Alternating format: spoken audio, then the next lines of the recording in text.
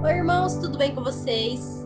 Irmãos, olha o que a palavra do Senhor vai dizer em Ezequiel, no capítulo 14, versículo 12, vai dizer assim: Esta palavra do Senhor veio a mim, filho do homem, se uma nação pecar contra mim por infidelidade, estenderei contra ela o meu braço para cortar o seu sustento, enviar fome sobre ela e exterminar os seus homens e os seus animais.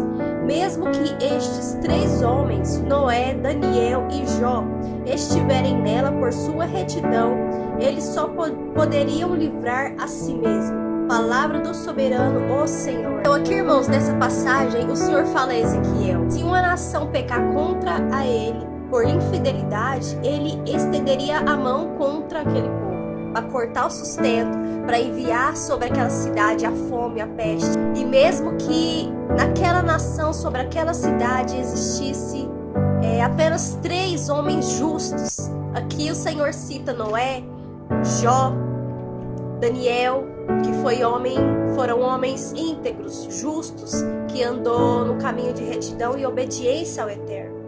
Então aqui o Criador cita esses homens.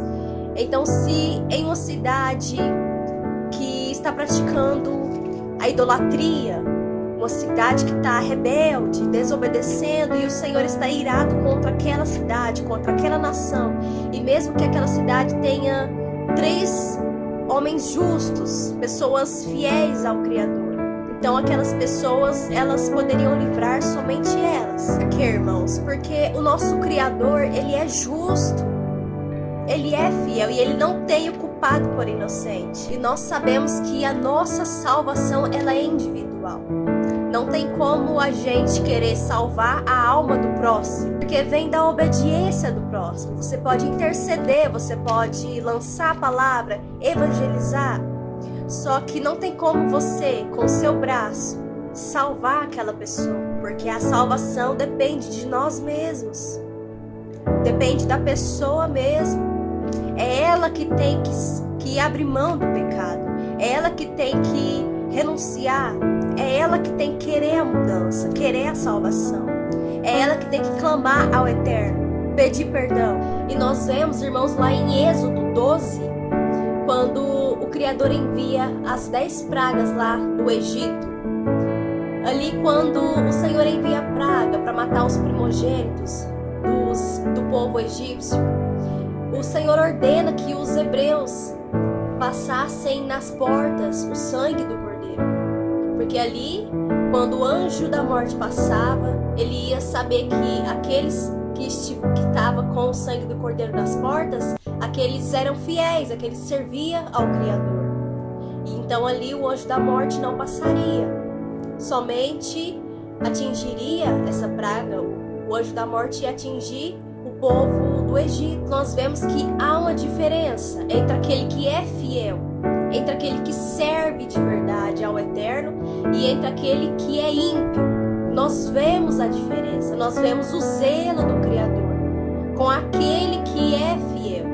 E nós vemos que a salvação é individual, porque não teria como os hebreus interceder por algum deles que estava no Egito. Não tinha como, porque a justiça do Eterno, ela tem que ser feita. A salvação, o arrependimento é individual. Nós vemos que nenhuma das pragas atingiram o povo hebreu, porque eles tinham a marca do Eterno, a marca do Espírito Santo. Eles andavam em obediência. Então aqueles que é selado pela promessa, pelo Espírito Santo, aquele que anda no caminho de obediência, a praga, a peste não vai atingir. Aqui, irmãos, em Malaquias 3, versículo 18, vai dizer assim: Então vocês verão novamente a diferença entre o justo e o ímpio, entre os que servem ao Criador e os que não servem. Então aqui, irmãos, nós vemos, a palavra mesmo diz que haverá a diferença entre o que serve e entre o que não serve.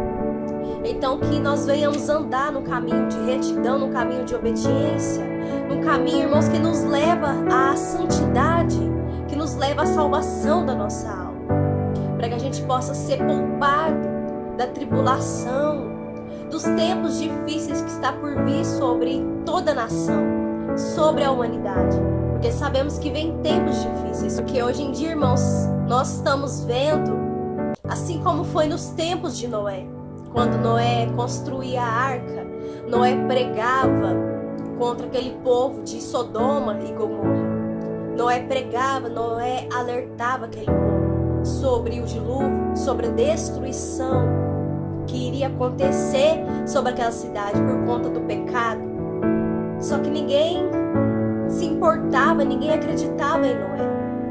E assim será desses tempos, nos dias de hoje, assim será. Então, meus irmãos, o tempo da gente se despertar para a verdade é hoje, é agora. A Bíblia fala: conhecereis a verdade e a verdade vos libertará. Nós temos que tirar as vendas que tampam os nossos olhos, de enxergar a verdade, de enxergar o que está acontecendo no mundo. Nós estamos vendo os sinais. A Bíblia fala que quando nós víssemos os sinais no céu, na terra, haveria sinais no céu, na terra. Quando nós viemos os sinais dos fins dos tempos, guerra, nação se levantando contra nação, reino contra reino, fome, peste, violência, o amor de muitos se esfriando. E isso era um sinal da volta do Messias. E isso nós já estamos vendo acontecer há muito tempo. Há muito tempo. Então tudo que a palavra diz, irmãos, está se cumprindo rapidamente. E a palavra vai se cumprir, irmãos. A palavra vai se cumprir. Porque a Bíblia diz que passarão céus e terra, mas a palavra do Eterno, ela não passa, ela é verdadeira. E as profecias, elas têm que se cumprir. E muitos estão brincando, muitos estão dormindo. Muitos não acreditam nem na vinda do Messias. Só que está próximo de acontecer, irmãos. O nosso rei está voltando. Ele está chegando para levar a tua igreja. Lavar uma igreja santa, remida, limpa, sem mácula. Então nós temos que nos consertar diante do Senhor. Se posicionar, consertar o nosso altar. Se posicionar como servo, serva do Eterno. Servir a Ele de verdade, não com falsidade, não com brincadeira, mas ser fiel a Ele, porque o nosso tempo é agora. Buscai o Senhor enquanto se pode achar. E por quê? Porque o Espírito Santo ainda está aqui. O Espírito Santo ainda está sobre a terra. Mas haverá um tempo que ele vai ser retirado, irmãos. E o que sobrará? Qual vai ser o destino daqueles que negaram a palavra, daqueles que rejeitaram a mensagem do Evangelho? Será a destruição, a morte eterna. Então a oportunidade é hoje, é agora, irmãos. Não há mais tempo. Não há mais tempo para você perder no mundo. Não há mais tempo, porque a salvação é individual. É individual, irmãos. Cada um tem que cuidar da sua alma. A porta, ela é estreita. Porque a porta larga é aquela porta sem renúncia. É a porta que você pode desfrutar dos seus prazeres. Não existe outro evangelho, irmãos. Não existe um evangelho fácil. Um evangelho que você pode ficar com os seus pecados. Um evangelho que passa a mão nos seus pecados. Que encobre os seus pecados. Muito pelo contrário. A Bíblia fala que se até mesmo um anjo vier pregando outro evangelho, que ele seja amaldiçoado. Então não adianta a gente querer modernizar o evangelho. É enlarguecer a porta, porque a porta não é larga, ela é estreita. Requer obediência, requer renúncia, entrega.